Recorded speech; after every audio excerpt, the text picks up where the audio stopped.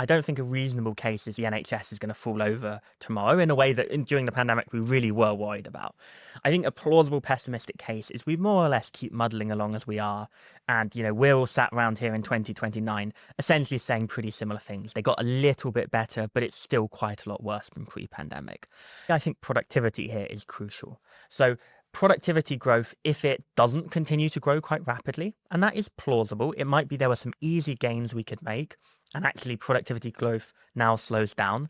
So given the tight fiscal situation, not great productivity performance. We're going to have a decade of productivity lower than pre-pandemic hospital productivity. That could really translate into only very incremental improvements in performance.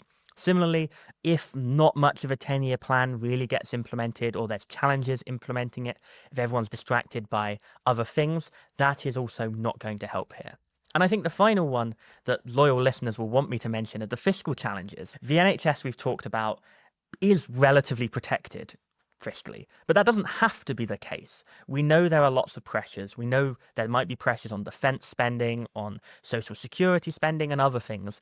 And there is a world where we get to the spending review next year and the government decide actually we cannot afford or we don't want to prioritize such increases in the NHS spending. So productivity disappointing or spending coming in lower than planned, both of these will continue to limit how much performance can improve over the rest of this parliament.